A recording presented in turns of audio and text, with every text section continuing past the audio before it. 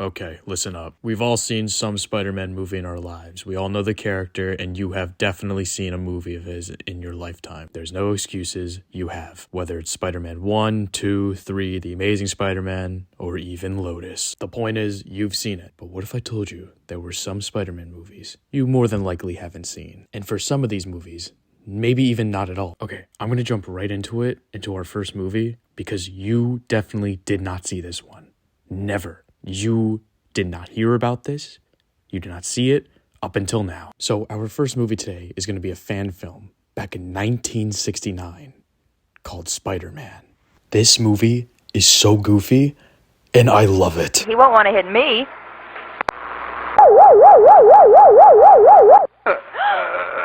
Father, how could you? Spider-Man! This is TASM 2 if it was peak. You had so much to learn from, and you sold. Okay, but all jokes aside, this movie is basically just a fan film about Spider-Man versus Electro. That's pretty much it. It has a runtime of 11 minutes, and it was the first time Spider-Man was ever adapted in live action. Same with Electro. And for some reason, Electro looks like Dr. Doom. I can't really blame that, since this movie is really going off by so little. This movie is only 7 years after the first ever Spider-Man comic, so it really has nothing to go off of, except just those comics and that animated series in 1967. Although, I have so much respect for that because this is the first time Spider-Man was ever adapted in live action, so it's really impressive to see what they could do even back in the 60s. I don't really know any names, but as far as I know, this movie was just made by a bunch of fans that just love the character. Something I find really funny about this movie is that since the budget was obviously so low, this is the best they could do with the swinging. This movie is actually so peak. 10 out of 10. Okay, so for our next movie, this one is really weird and also kind of non-existent. Kind of. Basically, this is an actual film, or well, more of a short film because it's 30 minutes long, but it was never really released to the public. There's only a limited amount of people that's actually seen this when it came out. And surprisingly enough, one of those people was actually Stan Lee himself. And he actually said the movie was fantastic. So the movie is called Spider-Man vs. Kraven the Hunter. There's only so little details about this movie, which is why I called it non-existent, because it pretty much doesn't exist anymore. It's one of those lost movies that you'll hear about from time to time. And I mean really lost. Like there's no info about this movie whatsoever except the release date, which is 1974. I don't know the actors, I don't know the directors, I don't know anything about it. I don't even know what studio made it. If I had to guess, it definitely took inspiration from the very early Spider-Man comics. I mean, no shit it did. It came out in 1974, but it was probably just like a straight up live action recreation of the first ever Kraven the Hunter comic, which actually does sound really cool. Also, I apologize for this being the only picture I show you.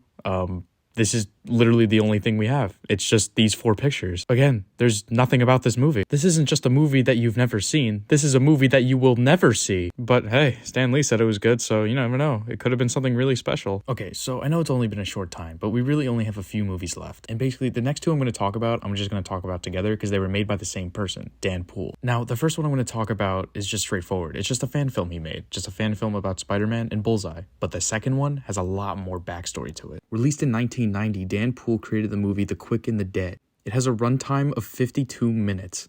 However, as far as I know, I can't really find the movie anywhere. But there is a clip of Spider-Man fighting Bullseye. And honestly, it's some pretty impressive stuff for the time and the budget. However, I can't find a source or a video that has the quality as it is. It's just really low all the time. So it's kind of a bummer we can't really see how this movie was supposed to be looking like. I'm really just going to leave this movie off of what I just told you because there's just really nothing else to actually say about it. But that one fight scene with Spider-Man and Bullseye, I think is impressive. But let's just move on to the next movie that Dan Poole also made, Goblin's Last Stand. I'm going to be so real with you guys. I actually love this movie. But before I get into anything about the movie, let me tell you the backstory of this. So basically, in the 90s, James Cameron was going to make a Spider-Man movie. And this was really close to happening. The movie was greenlit, production was started, and the script was written as well. It wasn't confirmed, but it was heavily believed that Leonardo DiCaprio was going to play Peter Parker, and the movie would have been rated R. So since nothing was confirmed on the casting, Dan Poole, the actor of Spider-Man in these fan films,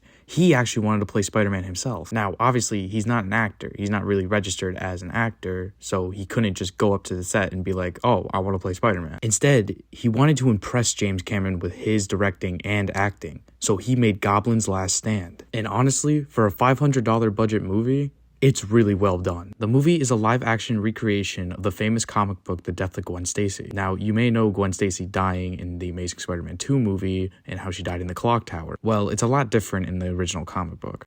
Basically, Green Goblin has Gwen Stacy, and Green Goblin proceeds to fight Spider-Man on the bridge. Green Goblin kills Gwen Stacy, but Goblin escapes. Spider-Man tracks down Green Goblin at a warehouse. They fight for a little bit until Spider-Man comes out on top, and then Green Goblin tries to kill Spider-Man, but ends up killing himself. In my opinion, this movie did a really great job at recreating this comic book. As I said before, the budget was only $500. It had a runtime of 53 minutes and was released in 1992. Although, as far as I know, James Cameron definitely did not see this, and it wasn't really seen by anyone, other than just a few people probably. Another sad note is that I think this was actually Dan Poole's last film that he's ever made. And as far as I know of, I don't really know an actor named Dan Poole. So he never really got to achieve his dream, especially since the James Cameron Spider-Man movie was canceled, which didn't help. It's safe to say, though, that he made a really great Spider-Man movie that a lot of people do appreciate. If you haven't seen this one, I would highly recommend it. You can find it on YouTube for free. And yeah, I'll be honest, some of it's a little goofy because, well, it's a fan film in the 90s. But if you're a really big fan of old Spider-Man comics, I think you would like this movie. So for our final movie, it's another fan film, and it's heavily inspired by Marvel Zombies, the original run back in 2005. And damn, this movie is creepy as hell. Some really cool stuff in this one. And it's not even really a movie. It's kind of just a really, really short film. Specifically 2 minutes. I'm sorry, I just had to add it here because I remember watching this when I was really little and just getting terrified from it. I mean, look at this. It's me.